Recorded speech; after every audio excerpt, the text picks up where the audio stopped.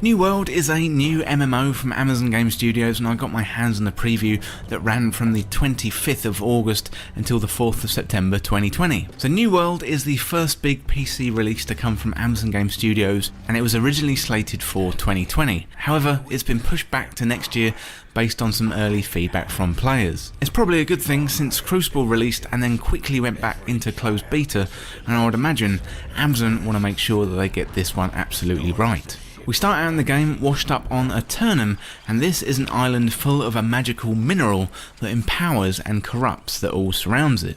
Dotted all over the map are ancient ruins left behind by a civilization long past. Rather than full-on fantasy, New World takes place on Earth and all the characters are human. There's all kinds of weapons in the game, from swords, bows, throwing axes and even guns too. The game features an active combat system, so you're going in there with weapons to attack, you dodge and you whack and roll if you get in trouble. The full game promises a big territory capture system too, where masses of players, I think it's 50 versus 50, can battle against each other in huge fights. I didn't get to experience this in the preview, but it's definitely something I'm looking forward to in the full game. As well as PvP, you can also roam around, explore, gather materials and find creatures out there in the wild. There's a huge social element to the game, and you can get involved by joining a company. So companies are 50-player groups, they essentially act as guilds, and you can roam around taking over territories in the game. The New World island is split into different territories which contain a settlement and a fort.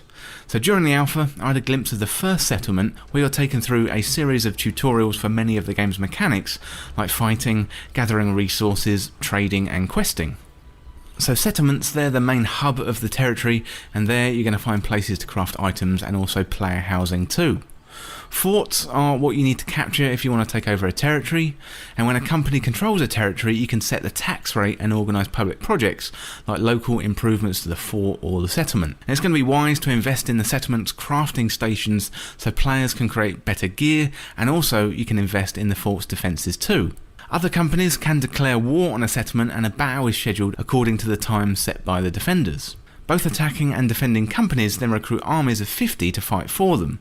So during a battle, the attackers have to capture control points around the fort and then capture a central point. All manner of attacking weapons come into play, like siege weapons, turrets and explosive barrels too.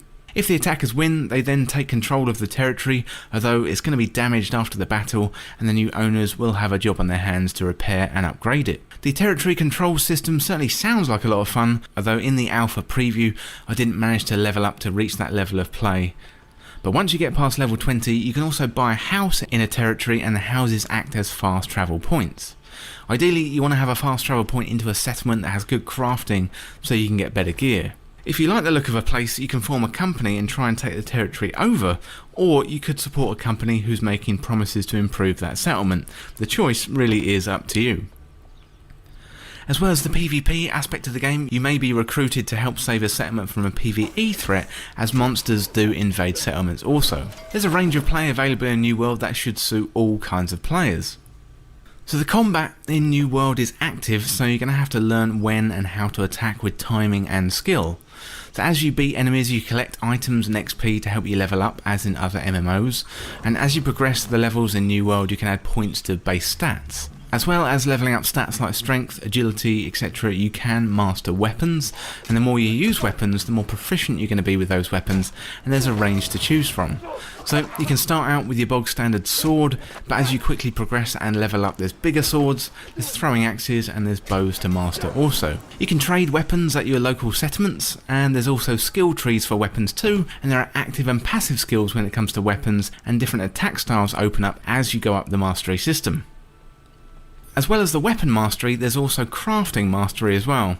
So you're going to have to learn how to gather wood, and there was definitely a lot of gathering wood in the alpha, that's for sure.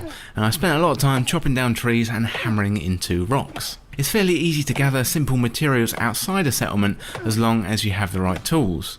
So rarer materials are going to be found in the more dangerous parts of the island, and you're going to need to craft higher tier items later on as you level up, as you get into the kind of endgame. The crafting system felt pretty good, not too in-depth or confusing, and as with weapons you can trade materials too in settlements, put your materials up for sale in your local trading post.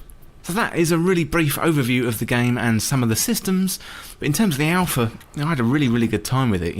I'm new to MMOs, having missed out on World of Warcraft in my younger days, and this is the first MMO I've really been interested in, and it's definitely grabbed my attention in this alpha.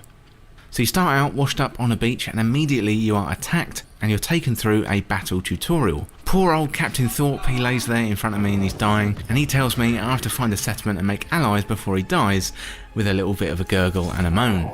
I'm taken through a series of tutorials related to food, fighting and my inventory before I head off for my first settlement. Surrounded by washed up ships and the drowned, and these are going to be one of the main PvE enemies in New World, I learn how to fight, eat and stay alive. There's a fantastic moment which is very Breath of the Wild, where I run up to the top of a hill and I can see my new home in front of me. I'm pretty impressed by the graphics at times with this game, although there are other times it does look fairly basic. I guess it is still an alpha and there's plenty of time to polish and improve the fidelity.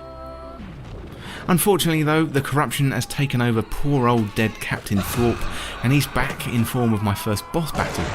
He's a tough old boot with a flaming sword, but I managed to hack and slash my way to victory, rolling out the way of his flaming sword, and he's like a combination of Beric Dondarrion and the Terminator. Once you get past this moment, it's time to meet Watcher Lynch, and he'll happily guide you through a few fetch quests, teaching you how to gather food and materials. After a few of these quests and looting and killing the drowned, together with upgrading some of my skills, it's time to head off to my first settlement.